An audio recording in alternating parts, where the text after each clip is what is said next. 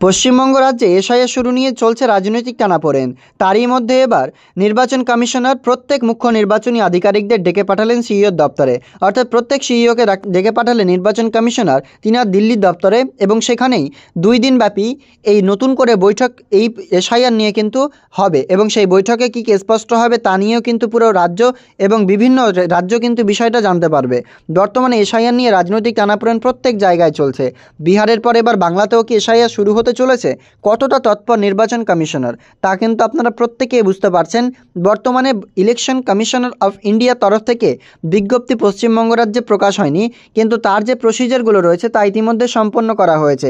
অর্থাৎ ম্যাপিং যে কাজটা চলছে, ম্যাচিং ও ম্যাপিং, সেই কাজ কিন্তু ইতিমধ্যে শেষ, এবং তাতেই কিন্তু যে কোন ভোটাররা 2002 থেকে 2025 পর্যন্ত বর্তমানে উপস্থিত এবং অনুপস্থিত তা কিন্তু খুব শীঘ্রই সমস্ত ডাটা কিন্তু পাবলিশ হবে, আপনারা প্রত্যেকেই জানেন।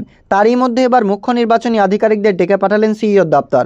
ভাইফোঁটার দিনই কেন এই মুখ্য নির্বাচনী আধিকারিকদের ডাকলেন সে নিয়ে স্পষ্ট কী বলা হচ্ছে পত্রিকায় বিস্তারিতভাবে জানতে পারবেন আপনারা আমাদের আজকের এই আপডেটসটিতে। তার আগে জানিয়ে রাখি, এসআইআর কিন্তু খুব শীঘ্রই পশ্চিমবঙ্গ রাজ্যে শুরু হতে চলেছে বলেই এই বৈঠক। অর্থাৎ এসআইআর প্রস্তুতি লগ্নেই কিন্তু বৈঠক করছেন নির্বাচন কমিশনার জ্ঞানেশ কুমার, এবং তার জন্য প্রত্যেক সিইওদের ডাকা হয়েছে। সাথে থাকছে অফিসিয়ালি যে সমস্ত সিনিয়র অফিসার্সরা, এবং সেখানে কি হবে বৈঠক পরেই কিন্তু স্পষ্ট হয়ে যাবে এসআইআর কবে হতে চলেছে পশ্চিমবঙ্গ রাজ্যে। তবে এসআইআর কিন্তু হচ্ছেই, এই নিয়ে কিন্তু আর কোনো সন্দেহ নেই, কারণ রাজ্যের যে মুখ্য নির্বাচন আধিকারিকের দপ্তর থেকে স্পষ্টভাবে জানানো হয়েছে পশ্চিমবঙ্গ রাজ্যে ইলেকশনের আগে এসআইআর কিন্তু হবেই। সেক্ষেত্রে কবে হবে তা কিন্তু এখনও ধোঁয়াশা রয়েছে। তবে এবার মুখ্য নির্বাচনী আধিকারিকদের সাথে নির্বাচন কমিশনারের যে বৈঠক হবে তাতে কিন্তু স্পষ্ট কোনো না কোনো শর্ত কিন্তু বেরিয়ে আসবে, এবং সেখানে নোটিফিকেশন কবে আসতে পারে বা এই এসআইআর কবে পশ্চিমবঙ্গে শুরু হতে পারে সে বিষয়ে আলাপ আলোচনা কিন্তু হতে পারে। সাথেই কিন্তু রাজনৈতিক দলগুলি যে টানাপোড়েন তা কীভাবে সামলানো যায় সেদিকেও কিন্তু নির্বাচন কমিশনারের এক দায়িত্ব কিন্তু রয়েছেই, এবং সেটাও কিন্তু আমরা জানতে পারবো আপডেটসের পরেই। তো চলুন কী বলা হয়েছে পত্রিকাতে বিশদে জানাচ্ছি। ভিডিও ভালো লাগলে লাইক করবেন, অন্যদের শেয়ার করে দেখার সুযোগ করে দেবেন। চলুন অনস্ক্রিনে তাহলে দেখা যাক। তো বলা হচ্ছে কি, বুধ ও বৃহস্পতিবার ভাইফোঁটা, দেশ জুড়ে ভাইদের মঙ্গল কামনার ফোঁটা দেবেন বোনেরা। তার মধ্যে রাজ্যের মুখ্য নির্বাচনী আধিকারিকদের দিল্লিতে তরফ করল নির্বাচন কমিশন।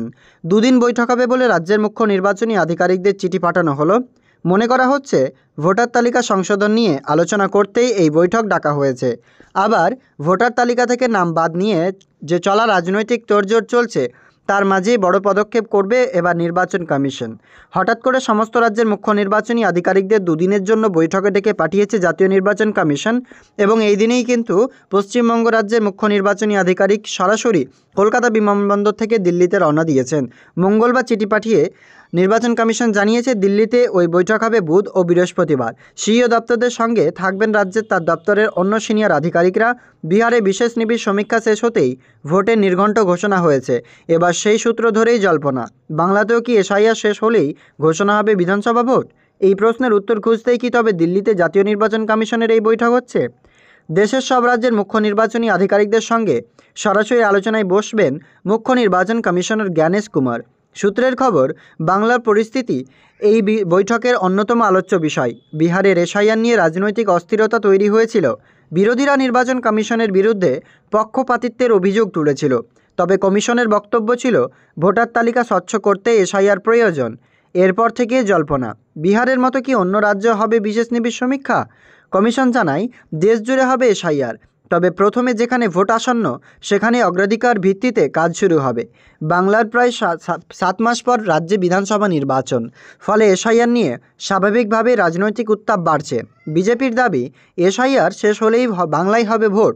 অপরদিকে তৃণমূলের অভিযোগ এটা রাজনৈতিক উদ্দেশ্য প্রণোদিত পদক্ষেপ। এমনকি কেন্দ্রীয় স্বরাষ্ট্রমন্ত্রী অমিত শাহ স্পষ্ট বলেছেন বাংলার এসআইআর হবেই। নির্বাচন কমিশনের সাম্প্রতিক পদক্ষেপে স্পষ্ট, বাংলার এসআইআর নিয়ে তারা তৎপর। গত সপ্তাহে জেলাগুলিকে দ্রুত ম্যাপিং অ্যান্ড ম্যাচিং প্রক্রিয়া শেষ করার নির্দেশ দেওয়া হয়েছে। এই প্রক্রিয়াকে 2002 সালের ভোটার তালিকা ও 2025 সালে ভোটার তালিকার তুলনা করে দেখা গিয়েছে কোথাও কত পরিবর্তন হয়েছে।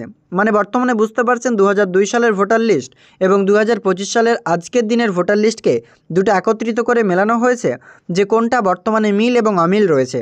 এবং তা কিন্তু সরাসরি সিইও দপ্তরকে জমা দিতে হবে। বিশেষজ্ঞদের মতে এটি এসআইআর প্রক্রিয়াকে আরও নির্ভুল করতে সাহায্য করবে।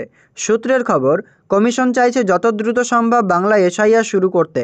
পাশাপাশি আর কোন কোন রাজ্যে সমীক্ষা চালু করতে পারে তা নিয়েও আলোচনা হবে আসন্ন বৈঠকে। তা নির্বাচন কমিশনের এই 2 দিন বৈঠকের ফলাফলের দিকেই এখন তাকিয়ে রাজনৈতিক মহল। বৈঠক শেষে বাংলা এসআইআর শুরুর ঘোষণা হয় কিনা সেটাই এখন বড় প্রশ্ন।